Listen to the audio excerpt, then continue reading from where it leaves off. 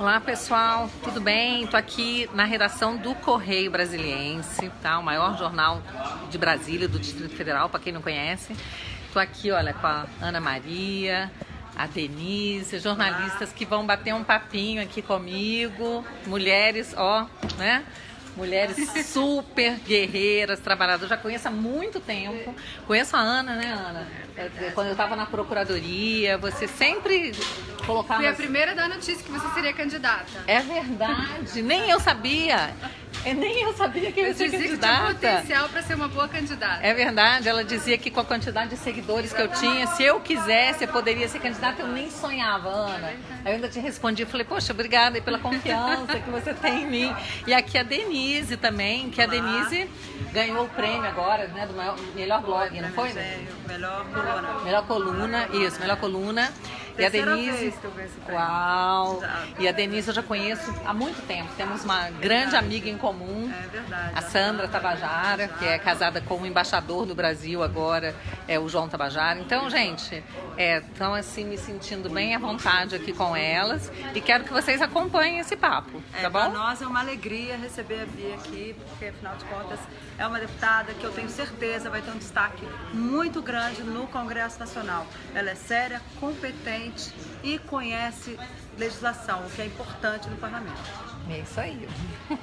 Bacana. Onde que a gente vai conversar? Aqui mesmo? Aqui no estúdio. No estúdio? Então vou levar vocês comigo, tá? A gente vai pra cá? A gente primeiro pra sua sala, Ana? Primeiro pra cá? Então vou mostrar aqui pra vocês a ação primeiro.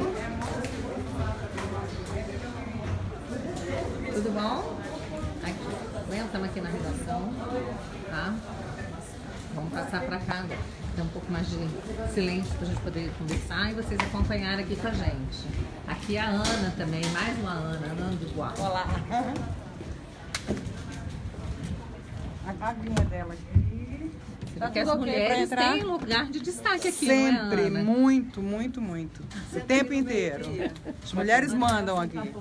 Onde que eu vou sentar? Aqui no meio. Por onde que eu passo? Por aqui? Passa por aqui. Acho melhor por aqui, Peraí. Um fiozinho. Porque tem os... Opa. Vai ficar as câmeras, os negócios, cuidado aí. A água mais Pronto. sofisticada chegará daqui a pouco. Por enquanto bom. é um copinho. Eu fico no meio ou no canto? Gente, fica à vontade. Ana, Tá só bom. para lembrar, depois daqui a gente volta para lá para conversar. Aqui é aquele Tá. tempo, Gente. o que vocês quiserem. que for Aqui lá. eu vou colocar virado É, do lado de pode lá dar uns 10 pra filmar a minutinhos, gente. Lu, você filma pra gente? A estética da live. Não, falando tipo som e tal. Ah, o som. Só não pode ficar Tem que virar, Faz né? barulho do Já clipe, virei, né? eu Da acho, câmera. pra Mas gente, acho não? que não tem Não, problema, não. Não do clipe. Então deixa eu virar. Tá vindo embora no meio da. Ah, não, aí eu acho que seria bom você esperar. Você não Porque quer tem que sentar fazer aqui, outra Lu? coisa. De repente dá. Você pode até apoiar assim. É mais fácil você precisa ter Dá pra ficar Você aqui quer nisso. tirar as fotos e depois ir? Acho que você pode apoiar.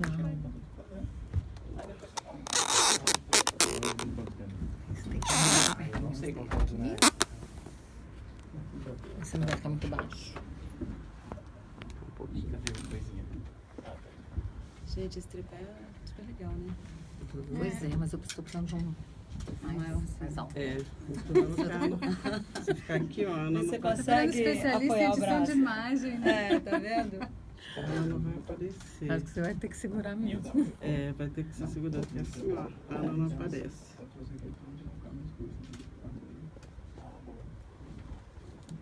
Opa, rapaz, deu um jeito. As três? Conseguiu colocar todo mundo aí? Mas não Não. tá cortando a cabeça da gente, não? Tá dando. Ah. Cabe, mas só pela metade. Ó, é mais fácil você fechar o tripé e segurar, fica mais fácil. Põe ele retinho. Gente, é o seguinte, a Lu é meio amadora com essas coisas. Eu sei que vocês estão acostumados comigo, fazendo as lives. Um pouquinho de paciência, não desistam, vai dar certo. É o seguinte, vão compartilhando a live para chegar mais gente, tá? Acho que vai ser uma conversa bem interessante. Né, Denise? É verdade, nossa. Café com açúcar? Puro. Ó, o Fontes Manuel falou assim, vamos trocar todos os ministros do STF, Bia. É, a gente podia, olha, hoje entraram com o impeachment do Lewandowski, né? O Lelis falou assim... Oi, Lelis. O Lelis é jornalista também, lá de São Paulo. Também tá apoiando aí a mudança no STF. Eu acho que todos os brasileiros, no momento, apoiam uma mexida no STF. Não tem como a gente tirar todos os ministros, mas uma mexida vai cair bem, né, gente? Maete mas como Medeiros, fazer mulheres, isso? vocês nos representam. Tem algumas... Tô no estúdio Como fazer aqui. isso se eles têm mandato, né? Não, Porque eles só não tem- têm mandato, eles são vitalícios, vai né? até os 75 anos, né? O que eu quis dizer mandato vai até os 75 anos, ou seja, sai de lá não vai fazer mais nada. Mas assim, depois que é nomeado, acabou, né? Para sair de lá só se for por uma vontade própria, mesmo por impeachment. E a gente, assim, a gente até entende que essas garantias, né, para o judiciário de vitaliciedade, elas tinham um sentido que era de garantir o quê? Independência, para que eles não tivessem medo, desagradar, tivessem liberdade para julgar. Mas o fato é que, com esse ativismo judicial que existe hoje, o que a gente vê é os ministros rasgando a Constituição nas suas decisões, ignorando a Constituição, e eles fazem isso dando uma interpretação à Constituição que ela afronta o texto da Constituição. Então, isso não é possível. Uma interpretação... Dá um exemplo. Vamos dar aqui um exemplo. Eu sempre procuro buscar um exemplo que não seja muito ideológico, para que qualquer pessoa possa... Que seja bem evidente, independente da... possa entender, né? Mas o que está vindo aqui para mim, não adianta, vai ter que ser a questão do casamento mesmo, né? Na Constituição está escrito que o casamento é a união do homem e da mulher, né? Aí eles interpretam que homem e mulher pode ser 2 homens, pode ser 2 mulheres. Aí as pessoas me perguntam, Bia, mas você é contra o casamento gay? Eu não estou falando disso. Eu estou falando da Constituição. E eu, ao me candidatar para o parlamento, é porque eu acredito que o parlamento é mais importante, é o mais importante dos 3 poderes, porque é ele que representa o povo, que é o soberano, que é o dono do poder. Então, se o povo brasileiro chegar à conclusão de que o casamento deve ser entre homem, mulher, isso tem que ser resolvido no parlamento. Então, eu estou falando aqui como jurista, tá? E como parlamentar, que quero elevar a dignidade do parlamento, que chegou, né, no chão, né, a dignidade do parlamento. Então, nós temos que resgatar para que a vontade do povo seja cumprida. Aí você vai dizer, mas é assim, porque se o parlamento for conservador e decidir desse jeito, vai ter uma minoria que vai ficar de fora. Gente, para isso existem as leis porque assim, a democracia é o sistema onde prevalece a vontade da maioria com total respeito às minorias. Se não houver democracia, as minorias elas são massacradas. Então a gente precisa sim de um regime que respeite as minorias, mas onde prevaleça a vontade da maioria, senão isso não é democracia. Então, se o povo entender que deve ser de uma forma, o judiciário tem que cumprir. Se o povo estiver insatisfeito, a sociedade ela tem que se mobilizar para mudar aquilo. Onde? No Congresso, gente, não é no Judiciário, pelo amor de Deus. Pois é, mas entendeu? o governo já vai chegar com prioridades. Já deu certo aí? Quase. Quase? Mas então, enquanto isso, a gente continua aqui. Estamos depois com mais de 200 passa pra pessoas assistindo e vocês estão sendo assistidas na Bélgica. Com certeza. Eu tenho muitos seguidores Um no mundo abraço todo. aí para as gente. pessoas que estão nos Japão, assistindo. ó, pela pessoal, sua live. Beijo para todo mundo que está Mas assistindo. aí a gente estava falando o seguinte, o governo já vem com uma prioridade, que é a reforma da Previdência. Qualquer mudança no judiciário, hoje no Supremo especialmente, também tem que ser por emenda constitucional. Sim. Com certeza. processo de impeachment aí do ministro Supremo hoje também é no Congresso Nacional. E é uma medida constitucional. Sim. E mas como é que... O que vem primeiro? A reforma da Previdência ou a reforma do Judiciário, digamos assim? Não, olha só, Denise, que eu saiba, essa mexida no Judiciário não é sequer uma pauta do presidente. Tudo certo para começar. Tudo certo? Pode então, começar? pode começar. Vamos recomeçar esse debate sobre a PEC da Bengala, porque isso é vamos super começar. importante. A gente vai começar a filmar aqui agora também no Correio, então a gente vai voltar um pouquinho. É bom que quem está chegando aí, ó, já pega A gente desde o faz começo. abrezinho, Estão avisando aqui que Suíça também, Belém do Pará, Portugal, Londres. Nossa. Gente, olha, estamos internacionais. Vamos lá. Olá, Correio Brasiliense, ao vivo aqui nos estúdios, direto da nossa redação, com a deputada eleita Bia Kicis, que é do PRP aqui do Distrito Federal. Que não existe mais. Que não existe mais? Não, PRP Então, agora é patriota. Acabou de se integrar. Acabou de se integrar aos patriotas. Ao Olha aí, ó, patriotas. ainda vem uma notícia aí para vocês. O E partido... futura presidente do PSL no Distrito Federal, né? Vou trabalhar para isso, porque eu estou migrando, né? Eu estou no processo de migração. Porque as pessoas perguntam, mas por que não vai logo? Porque não é assim, gente. Tudo tem, né? O procedimento legal, o trâmite, vai ter que ir né, pro Ana? TSE, né? Tem que Já mudar, fizemos TRE. a consulta, o PSL fez a consulta ao TSE, já houve um parecer técnico, agora a gente tem que aguardar os ministros se manifestarem também, né? E assim que tiver tudo pronto, tem a diplomação agora no dia 18, antes disso não pode acontecer nenhuma mudança, aí depois a gente vê. Mas já estou no PSL de fato, não estou de direito, mas já estou de fato, todo mundo já sabe disso. Inclusive no grupo de WhatsApp, né? Já Inclusive. me disseram que... Olha, não tem como deixar de tocar nesse assunto. A briga que teve ontem no... Na Vamos madrugada. tocar logo nesse assunto, que a gente já vence essa pauta. Madrugada em que Joyce Hasselmann e Eduardo Bolsonaro, os dois mais bem votados em São Paulo, tiveram ali uma discussão pela liderança do partido, pela questão da presidência da Câmara, porque Eduardo até falou que ele está, sim, fazendo algumas ingerências aí a pedido do pai, segundo ele. Como é que está isso? Como é que você vê? Eu sei que em relação à briga, você já tem dito que não vai comentar, que é um problema deles. Agora, em relação à presidência da Câmara... Em relação à presidência da Câmara, como é que vai ser o comportamento? O que a senhora defende, por exemplo? O que você defende para o PSL? Bom, eu defendo que o PSL coloque em votação, né? Isso vai acontecer no momento certo. Dentro da bancada. Porque o que acontece é assim, nós ainda não temos mandato, né? Nós somos deputados eleitos, então a gente tem que aguardar o momento em que o partido vai convocar essa eleição e aí é legítimo que todo mundo que queira se candidate. Né? Então, o Eduardo, a Joyce e outros nomes que quiserem se candidatar têm legitimidade para isso. E a maioria vai decidir quem vai ser o presidente. Então, o que eu espero é que isso aconteça. O líder do partido O líder do partido. Ah, tá. Porque o líder do governo é o presidente que escolhe, né? Isso aí é a critério dele.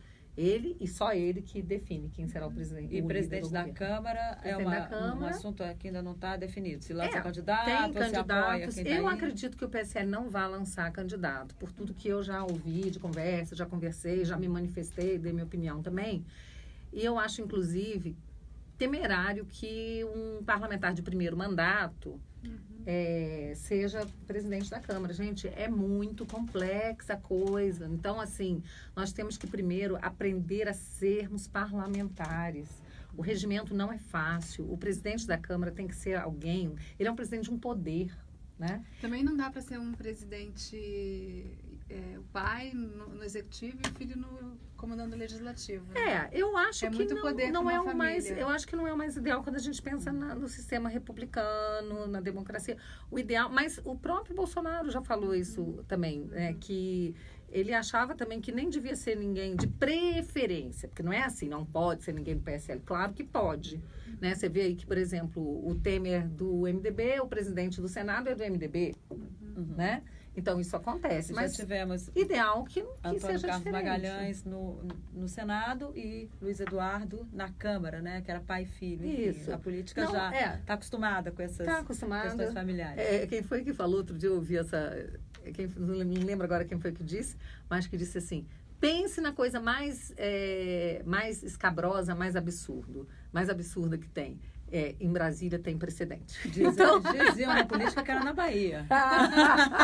Eu acho que é no Brasil. No Brasil. Tô achando que é no Brasil. Pegar um exemplo de cada estado, verdade. acho que a gente vai É verdade. deixar essas séries todas que a gente assiste no chinelo. É né? verdade, né? Mas, enfim, antes da gente, pelo jeito, presidência da Câmara é um assunto que ainda vai ser discutido, mas a gente já falava aqui na live da deputada, na página dela, no Face, que é sobre a questão da PEC da Bengala, que é um assunto que certamente vai ser discutido na próxima legislatura. A PEC da Bengala é aquela que permite que um ministro do Supremo permaneça no cargo até os 75 anos. Não E só a do deputada- Supremo, né, Denise? Qualquer STJ, magistrado, qualquer tribunal, magistrado, qualquer qualquer servidor público, né? Pronto, olha, estendida, ela realmente, a Ana tem razão, ela foi estendida. Mas é porque o pra ponto todos os que jurídicos. chama Agora, atenção é o Supremo. Supremo. É É por isso que todo mundo fala ali na PEC da Bengala para os ministros do Supremo. Que E como é daria que nós vamos direito ao ficar? presidente Bolsonaro a indicar 4 ministros Caso ela seja caso ela revogada. seja revogada, exatamente. Porque ele Mas terá... ele já falou que ele não teria muito interesse, deixa pra lá. Porque Não é a pauta dele. E eu acho até bom mesmo que ele deixe outros brigarem. Ninguém pode brigar todas as brigas, na verdade. A gente tem que escolher as nossas brigas. E eu digo assim que a revogação da PEC da Bengala, que faria com que voltasse aos 70 anos, a idade máxima de permanência do ministro Supremo, ou do STJ, ou outras cortes, eu acho que ela faria essa mudança tão necessária no momento atual, Mas na cúpula do Poder Judiciário. Mas não é um contrassenso no momento em que vem uma reforma da Previdência para pedir que as pessoas se aposentem mais tarde. Vem aí, não, mas no caso do Supremo, então, tem que se aposentar ali mais cedo, digamos assim, porque Poxa, 70 mas 70 anos não é cedo, né? Denise, Não, fala você- sério, né? Não, mas Daqui no a momento pouco em que não vai quer ter se PEC da estender. Bengala, vai ter briga de bengala dentro do tribunal. Sim, mas não é um contrassenso, Mas porque hoje as em dia, pessoas estão cada vez vivendo mais, mais. exatamente, as pessoas estão vivendo mais. A gente vê lá ministros com mais de 70 anos que Mas você sabe de super uma atuantes, coisa? super- Por que eu abracei essa causa? Você abraçou mesmo, a gente vê no Abracei. Twitter que você está sempre Abracei. tratando Mas por quê? disso. Porque eu quero. Não é porque eu quero. Primeiro, eu tenho um mandato. Então, eu ouço muito a voz das redes sociais, a voz das pessoas que conversam comigo. E esse é o assunto mais recorrente hoje. É impressionante. Então, eu digo assim, que eu estou só levando um clamor popular para o parlamento. E o judiciário entende? parece estar provocando também, Tá, né? Os juízes eles querem provocam. isso, né? Essa Eles querem última ter do a chance Lewandowski, de gente. de progredir na carreira É, também. assim, eu recebo total apoio dos juízes, dos magistrados, dos desembargadores. Eles me mandam mensagem, eles falam, Bia, é isso mesmo, vai, tá tudo parado, a gente não consegue mais progredir, né? Tem que mexer, né? Então, assim, só hora que eles falam, o que tem de desembargador que fica dormindo a sessão inteira, não dá mais, gente. Precisa mexer. Então, esse é um clamor, que é um clamor da sociedade. E é por isso que eu abracei essa causa, sabe? E eu acho que vai fazer bem, sim, porque a gente está vendo que hoje, eu vou falar uma coisa, gente, o maior inimigo do Brasil hoje é o Supremo Tribunal Federal. Tá? Por quê? O povo foi às urnas e mexeu no legislativo. Houve uma renovação de quase 50% na Câmara. E no Senado foi enorme essa renovação. Né? No Executivo, hoje, houve uma mudança radical também. Né? O povo foi lá e mudou. Chega, queremos Bolsonaro. Aqui no DF foi quase 70%. Né? E no Judiciário, ninguém pode mexer? Então, assim, está na hora da gente, dos ministros perceberem que eles não são alheios a esse processo. O que você achou desse episódio do avião que bombou nas redes sociais essa semana? O repúdio, né, de um passageiro ao Supremo, a reação do ministro Lewandowski. Qual que é a sua opinião sobre isso? Eu acho que esse episódio, ele é um retrato do que acontece hoje no Brasil. Né? Como o Supremo se vê totalmente dentro de uma bolha, alheio a tudo que acontece. A gente pode voltar lá à questão da sala VIP no aeroporto. Então, o brasileiro paga, o contribuinte paga, eu acho que são 300 mil por mês, sei lá. Eu me lembro que era uma conta bem alta, assim, para que suas excelências não estejam expostas à população, porque eles começaram a sentir que não eram tão queridos assim. Talvez deve ter sido por isso.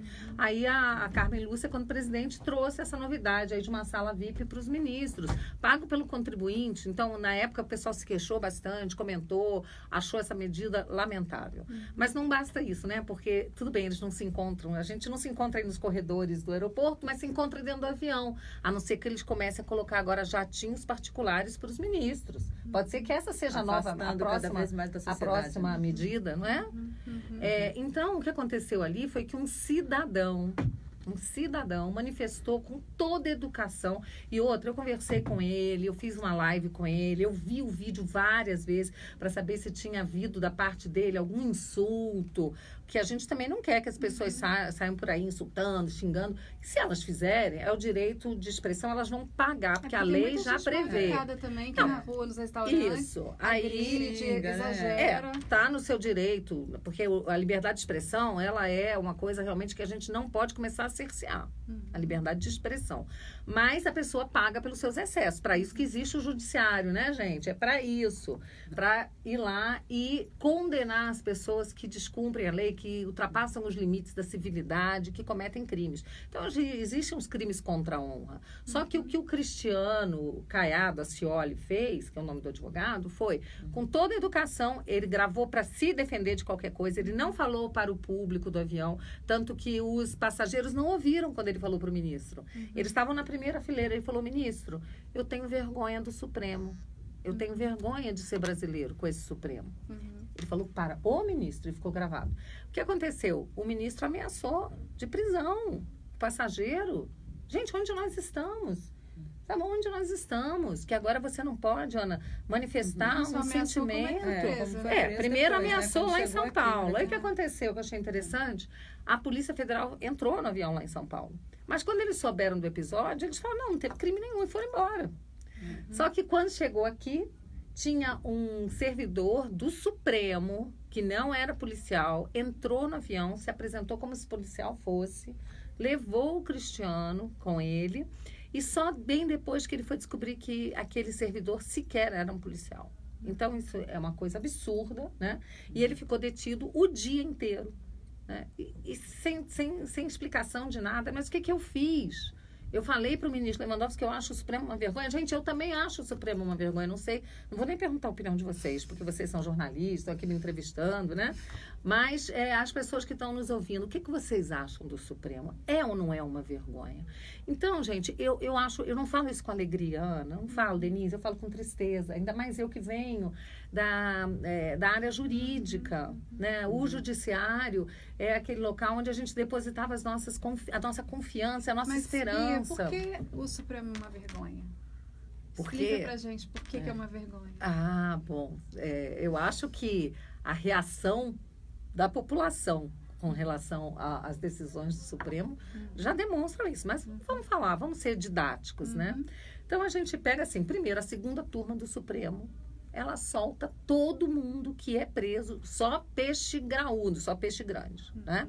A primeira turma também, vamos lembrar que o Cesare Battisti também, né, veio, também teve os benefícios na época da primeira turma e depois do plenário. Ele foi na verdade, aí no caso do Cesare Battisti, até foi o ministro da Justiça que o liberou da extradição, né? Mas vamos pensar aqui que o ministro Marco Aurélio também é campeão em liberar réu, pessoa que está presa. A gente já teve diretor, gente que recebe um habeas corpus e foge do Brasil. Né? Como é o nome daquele diretor do Banco do Brasil, é Bernoulli? Como é que é o nome dele? Era o Ricardo, qual que era? O que foi para a Itália? Pisolato. Henrique Pisolato. Pisolato. Então, ele recebeu um habeas corpus do ministro Marco Aurélio e fugiu para a Itália. E ainda fugiu com o passaporte do irmão morto, do irmão gêmeo morto, não é isso? Depois voltou ao Brasil. Então, gente, o Supremo ele faz uma coisa atrás da outra. Né? Foi depois veio preso para cá. Mas então, assim, são várias decisões de soltar essas coisas do Lula. Vamos lá. Quantos recursos o Lula terá examinado pelo Supremo? Quantos? Quer dizer, nós temos um judiciário que está a serviço de uma pessoa, mas aí a sendo culpa que do judiciário existem... é a defesa. Aí a defesa do judiciário também. A defesa apresenta um recurso. Denise, a gente... É por isso que eu pretendo... É por isso que eu quero mudar a legislação. Do processo penal também, que facilita esses tantos recursos. Para isso, a gente tem que mexer no Código de Processo Penal e na Lei de Execuções. Do Supremo, mas não, ela porque eles podem barrar recursos que são absurdos. Mas eles já não barraram vários ali? Dependendo da pessoa, eles barram ou não. Não é que eles barraram. Eles acabaram indeferindo porque a população... eu acho que eles sentiram que a temperatura ia aumentar muito se soltasse o Lula. Mas por que o Zé Dirceu está solto? Alguém pode me explicar isso? Por que o Zé Dirceu, condenado a mais de 30 anos, está solto? Então, isso é uma vergonha, sim. Então, o Supremo, ele faz uma decisão atrás da outra que envergonha o Brasil. E, olha, eu vou dizer uma coisa. Na época, eu tive... peraí, o voto impresso. A decisão, o julgamento do Supremo, da ADIM de voto impresso, foi uma das coisas que mais me deu vergonha de ser, de fazer parte do sistema jurídico brasileiro, de ser uma advogada. Eu defendi o voto impresso, eu estava lá, sustentei, e vocês talvez não tenham acompanhado, mas se vocês pegarem os votos dos ministros, vocês vão ficar com vergonha. Porque foi totalmente sem fundamento, um deboche, um desrespeito ao cidadão, ministro dizendo que quem não acredita na urna eletrônica é porque não deve acreditar que o homem foi à lua, ministro desmentindo, dizendo que o eleitor ia pegar o voto, ia levar para o mesário, quebrando o sigilo do voto, sabendo que é mentira, sabendo que o eleitor não tem contato com o voto impresso, que ele só olha através de um visor, confirma e cai numa urna física. Então eu vi tanta mentira, tanto deboche, que eu sinto vergonha, assim, do Supremo, realmente. E sinto vergonha de ver um ministro, ao invés dele preservar os princípios constitucionais, ele mandar prender, ele atacar um cidadão que não fez nada demais a não ser exercitar o seu direito de liberdade de expressão. Autoridade? Sem dúvida que isso foi abuso de autoridade, sem dúvida. E já teve muitos outros episódios, só que o programa teria que ser muito grande para eu falar tudo que eu sei. Agora, eu queria tratar um pouquinho também, a gente já falou do Supremo, queria tratar um pouquinho das prioridades agora para Câmara e Senado Federal. O que vem como, além, obviamente a gente já falou aqui da eleição da mesa, mas o que vem depois? Qual é a primeira matéria que a senhora acha que tem que estar em pauta na Câmara dos Deputados? Vou falar que nem o Paulo Guedes. Previdência, previdência, previdência. Eu acho que precisa ser a Previdência, pelo bem do nosso país. Porque eu já ouvi de alguns deputados, inclusive pessoas muito experientes, inclusive de ministros agora do governo do Michel Temer, que eles acham que tem que aproveitar esses primeiros 100 dias, os primeiros 6 meses ali do governo, para aprovar essa reforma de uma vez. Que Bolsonaro chega com muito apoio popular, com um caminhão de votos e com todo o prestígio para fazer passar, fazer valer o projeto do governo que for apresentado em relação à reforma da Previdência. E no momento em que fatiar essa reforma, dificulta a aprovação dos outros passos dela depois. Aprova-se o primeiro, mas aí como é emenda constitucional, aquele negócio, 2 turnos, demora até votar, não sei o quê, e que seria bom votar logo de uma vez. Qual é a sua posição? Olha só, o que eu tenho ouvido falar, conversando com algumas pessoas de dentro, né, do novo governo, é assim, que seria muito bom, eu não sei se isso vai ser, na verdade, o que vai acontecer, mas eu digo assim, que eu tenho conversado e que para mim faz sentido, que seria muito importante aproveitar esse primeiro momento e aprovar a reforma que já existe. Por quê? Porque ela já foi debatida amplamente no Congresso. Não é fácil você trazer um assunto à pauta. Você vai ter que discutir tudo de novo. Isso não vai ser tão rápido, vai demorar. E a gente pode perder o timing, perder o bonde da história, que é assim, precisa corrigir imediatamente essa questão da Previdência. Mas essa reforma que está sendo discutida agora, ela faz os ajustes que precisam ser feitos? Ela está no tamanho correto? Ela não faz todos os ajustes, mas ela já garante o Brasil aí por 10 anos. O relator segundo me dizem, né? É que se passar essa reforma que já existe, com alguns ajustes que serão feitos, que o Bolsonaro, coisa que o presidente Bolsonaro não concorde, ou o ministro Paulo Guedes não concorde, algum ajuste faz pode ali ser uma feito. emenda continuativa. E faz, né? Faz, aprova essa que já foi amplamente debatida, os parlamentares já conhecem, vota essa daí. E depois, o governo tem tempo para fazer uma mais completa, que eles, inclusive, pensam em fazer essa próxima para quem nasceu a partir de 2004. Então, pessoas que entraram no mercado de trabalho mais tarde, né? Então, eu acho que isso pode ser interessante. Eu não sei se é isso que vai acontecer, mas essa é uma das possibilidades. O relator, inclusive, o relator Arthur Maia, que é o relator da reforma da Previdência, ele falou assim, olha, essa reforma já tem ali idade mínima, regra de transição, né? Atinge ali, coloca todo mundo no mesmo patamar. Agora, tem alguns pontos que realmente o governo considera que foi muito além do que deveria em relação a essa idade mínima. Mexe um pouco nisso, e depois faz uma outra mais a cara do ministro Paulo Guedes, aquilo que ele realmente quer, com o sistema de capitalização, que vai garantir mais 40, 50 anos, né, para o Brasil, de mais tranquilidade, né?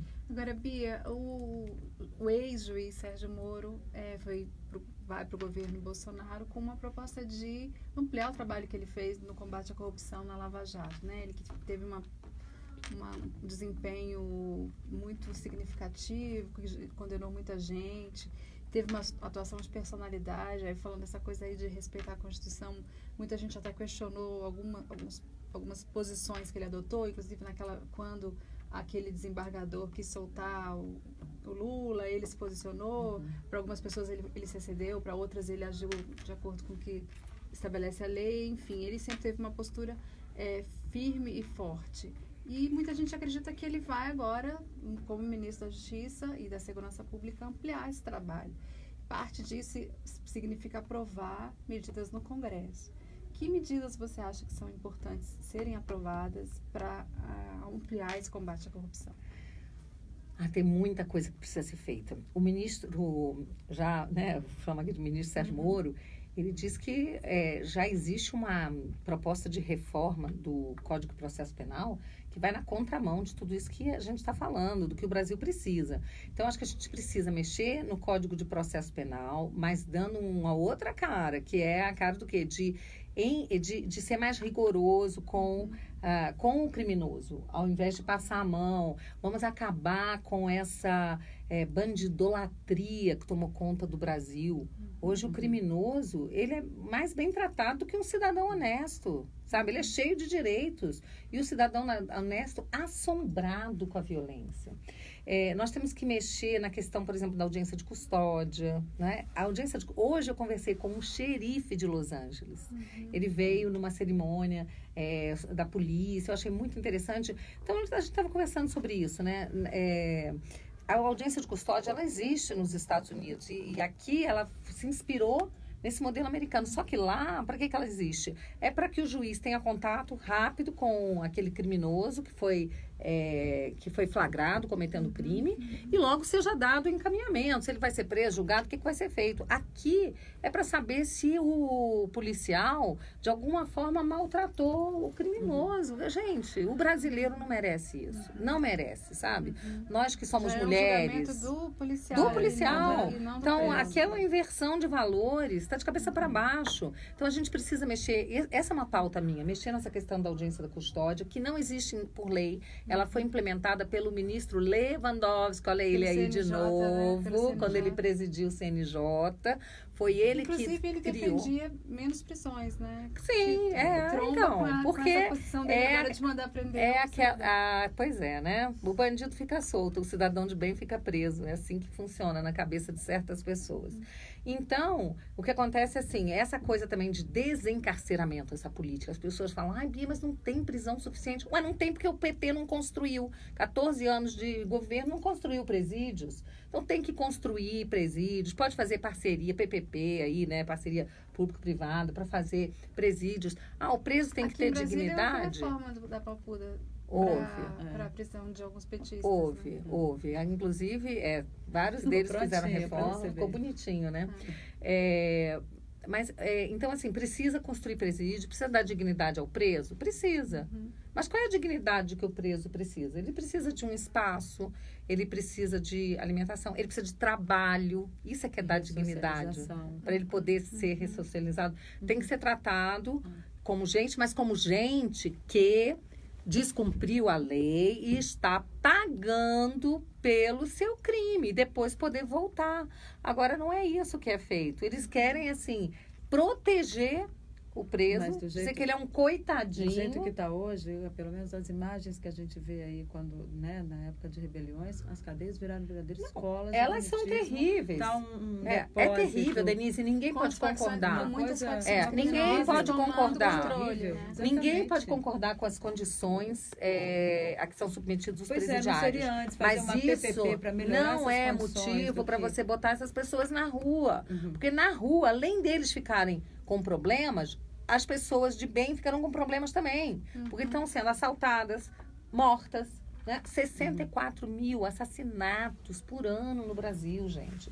Isso é mais do que qualquer país em guerra civil. Principalmente os reincidentes, né? Gente que já cometeu crime, volta a cometer crime, e na primeira oportunidade está na rua. colocando Exato. em risco novamente o cidadão.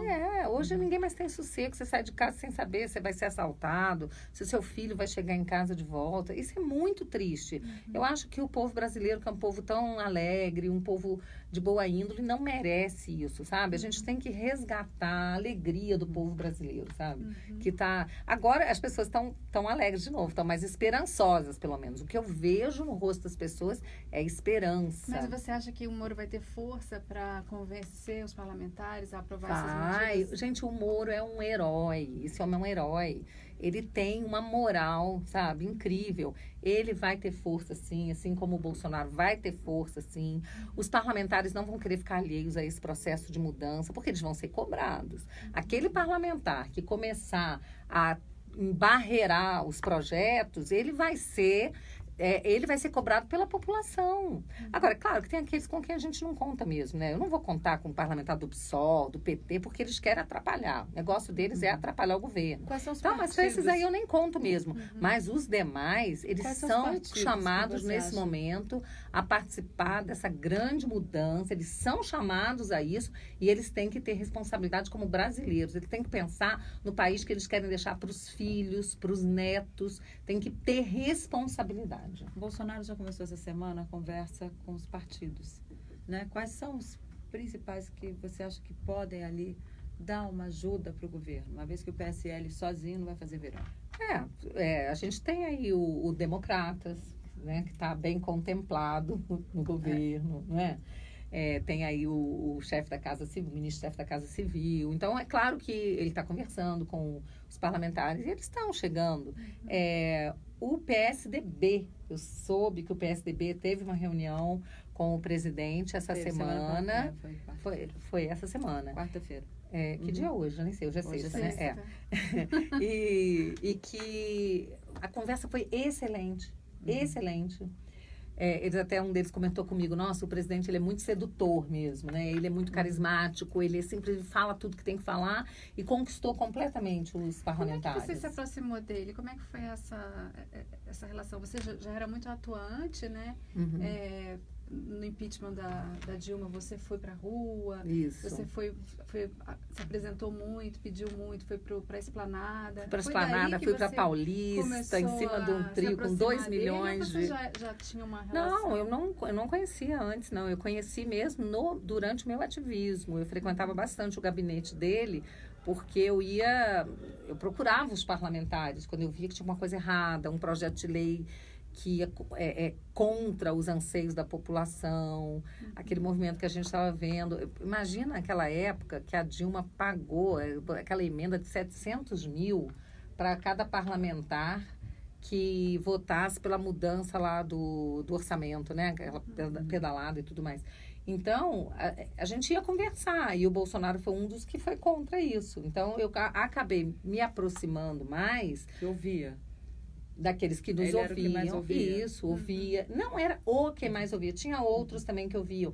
Eu tenho que fazer justiça a outros parlamentares. O Sóstenes Cavalcante do Rio de Janeiro, o Rogério Marinho, do PSDB. Então, tinha, assim, o Bruninho Araújo, que era líder das minorias. O Carlos Sampaio, que era o líder do DEM.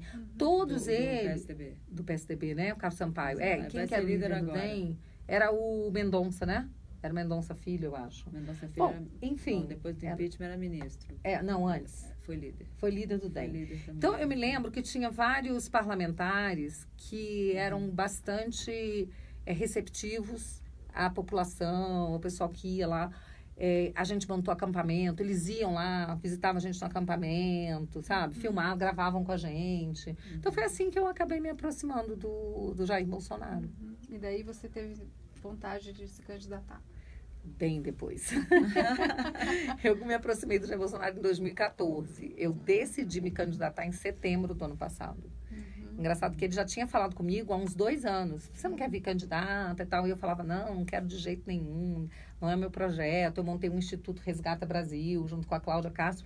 Eu queria interferir na política do lado de fora. Só que depois eu fui vendo o seguinte, é bobagem, porque a gente vê assim, poxa, mas do lado da esquerda as ONGs vêm, influenciam. Só que as ONGs da esquerda, que tem pautas da esquerda, elas são alimentadas com rios de dinheiro rios de dinheiro da esquerda internacional. Não é coisa só do Brasil, não. É Jorge Soros, é tudo. E a gente não tinha ninguém alimentando a nossa associação de nada, né? Então, tipo assim, os associados, né, dando R$ 35 por mês. E a gente fazendo tudo sozinha. E aí, estudando e conversando com pessoas, eu fui vendo o seguinte: no Brasil nunca houve uma revolução por fora da política, sempre foi por dentro. Então, como o que eu quero é participar dessa transformação, então eu resolvi me candidatar. Mas isso foi só em setembro de 2017. E como é que foi a sua campanha? Você andou pela cidade, pelo DF Olha, todo? Eu já ouvi relatos que viram você pelo DF inteiro. Eu inteiro. via em Braslândia, via em Itaguatinga. Isso, eu andei esse DF, foram 45 dias de andança. Tinha dia que eu era assim, tinha dia que eu saía de Braslândia, ia para Planaltina, do extremo, até que eu falei, gente, vamos tentar conciliar um pouco as agendas, pelo amor de Deus. O dia que eu for a Planaltina, eu vou a Sobradinho, o dia que eu for a Braslândia, eu vou a outro lugar mais próximo, porque era uma loucura total, né? Mas andei e gostei muito de andar, de conversar com as pessoas, fiz bons amigos, conheci coisas que eu nunca imaginei que eu fosse ver aqui no DF. Eu tenho falado muito de Braslândia, eu acho que o povo às vezes fica até enciumado, mas, gente, é sério, eu vi fazendas com produção, com coisa com uma tecnologia incrível, sabe? Pessoas que alimentam esse Distrito Federal de hortifruti. Então, eu dou nota 10 para quem empreende nesse país. Empreender nesse país, gente, é coisa de maluco. Porque é coragem, porque é uma burocracia sem fim, o Estado só atrapalha, o que ele puder atrapalhar, ele atrapalha. Então, daí, inclusive, que é uma das minhas pautas principais é a questão da desburocratização, da descentralização, não é? O dinheiro tem que estar nos hospitais, nas escolas, nos locais onde a gente vive, tem que estar perto da gente. E aqui no DF, qual é a sua prioridade aqui? O que a senhora acha que dá para fazer assim, de imediato pela população do DF? Bom, a primeira coisa é segurança pública, né? Não tenha dúvida. O que adianta você ter um comércio legal se o seu comércio é assaltado? Poxa, as lojas estão todas fechando, sabe? Porque o empresário, ele tem medo. Tem medo, claro que tem. E tem medo com motivo de ter medo, né? Mas como um parlamentar pode ajudar na segurança pública? Emendas, né? Por exemplo, as minhas emendas, esse ano eu não tenho direito à emenda, porque eu só vou ter direito, o orçamento já foi votado para o ano que vem, já foi votado pelos parlamentares que estão aí em exercício, Mas a gente pode ajudar com as políticas públicas, com diálogo com o governo do Distrito Federal. Sabe? Você vai ser neutra em relação ao governo, independente, à oposição? Eu sou independente. Que pretendo continuar sendo independente. Eu conheço muito o Distrito Federal. Além de morar aqui desde criança, desde 72, eu fui procuradora do DF por 24 anos. Aliás, ontem, inclusive, eu recebi uma comenda, uma medalha de honra ao mérito pelo serviço prestado ao Distrito Federal, lá no Palácio do Buriti. Fiquei muito feliz por esse reconhecimento. Então, eu conheço muito bem o Distrito Federal para saber as necessidades, tanto como cidadã, como conheço por dentro da máquina pública. Então, uma coisa que precisa acontecer no DF, a desburocratização, tem que cuidar dessa coisa da AGFIS, tem que mudar tudo, porque hoje os fiscais, eles usam da função, do cargo, para impedir o empreendimento. A gente viu que, foi eleito um governador que é um neófito na política, né? Que é o Ibanez Rocha. Ele nunca tinha se candidatado, a não ser na área jurídica, né? Sim, ele foi presidente da OAB. E uma renovação grande na Câmara Legislativa, na Câmara Federal, no Senado também.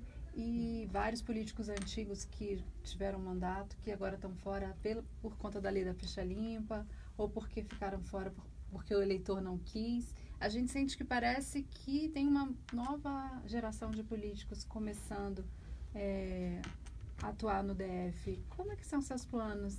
Você se vê candidata ao executivo? Eu sei que você está começando agora o seu mandato como deputada federal, mas você pensa um dia em ser candidata a governo? Olha, Ana, eu nunca pensei a respeito disso, não. Você também nunca tinha pensado em ser candidata. É verdade. Ou seja, porque assim, a vida é assim, né? Eu falo que eu acho que eu vivi várias vidas numa vida só. fui procuradora do DF, e enquanto procuradora eu fiz a minha formação em reiki, sou mestre de reiki, montei uma escola, tenho 20 anos de escola de... Então, eu tenho muitas atividades paralelas, né? E eu acho que aí virei parlamentar, uma coisa que eu nunca imaginava. Eu acho que está muito longe para eu pensar em qualquer coisa desse tipo, sabe? Eu quero estar onde eu seja, onde eu possa contribuir mais. Eu acredito que onde eu mais posso contribuir hoje é no parlamento, que é uma coisa que eu descobri que eu gosto de fazer, que é parlar, né? O parlamentar, ele parla, falar, dialogar, conversar, ouvir o argumento do outro, mudar de ideia quando o outro tem razão e eu não, quando o argumento do outro é melhor, convencer o outro quando o meu argumento for melhor.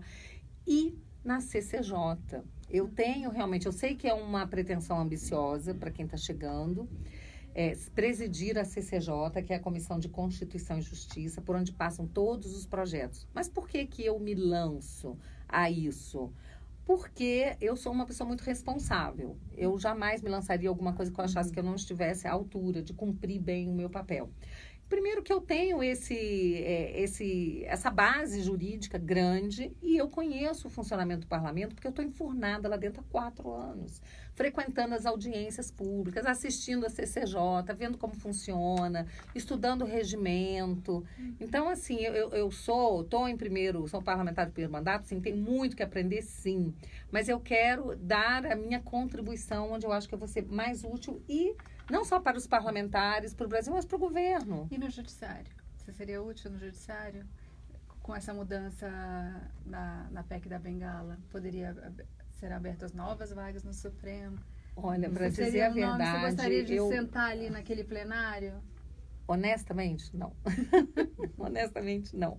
Eu estou realmente, assim, ansiosa pelo dia 1º de fevereiro, Que é quando a posse eu vou dos a posse dos deputados, eu vou entrar, eu vou ter meu canto lá, meu gabinete, meu canto no plenário, minha vez, vou poder votar, sabe? Vou poder ter imunidade parlamentar, porque eu já fui até parar com as pessoas, na CPI dos crimes cibernéticos, né? Já me colocaram na CPI dos crimes cibernéticos. Por quê? Por causa dos meus vídeos contra o meu combate à ideologia de gênero. Os meus vídeos, eles são muito didáticos. Eu procuro pegar um assunto complicado, como ideologia de gênero, por exemplo, e explicar para as pessoas didaticamente como é que é a legislação sobre isso, como é que é fora do Brasil, no Brasil, o que diz a Constituição. Então, eu explico muito didaticamente.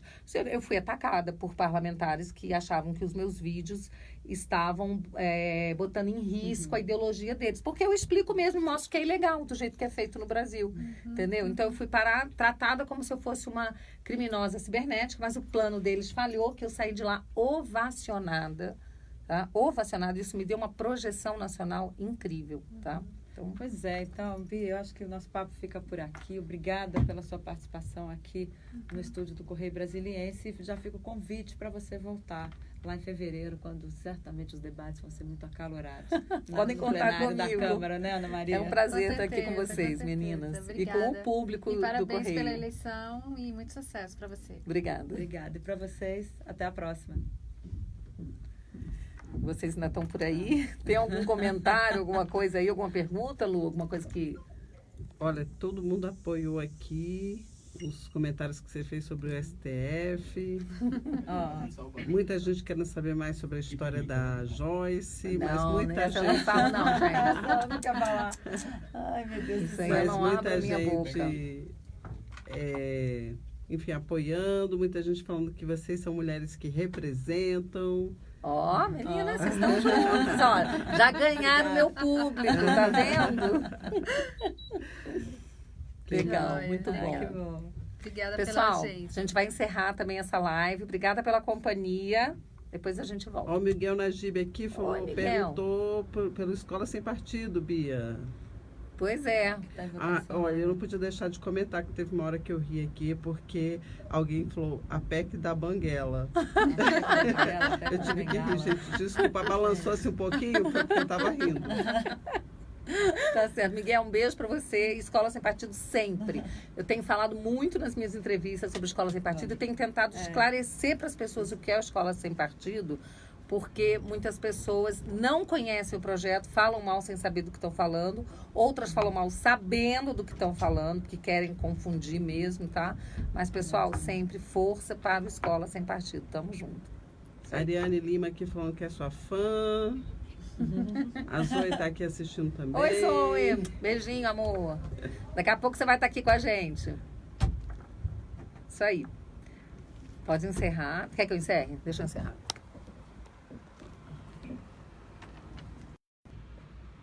Vamos lá, concluindo aqui.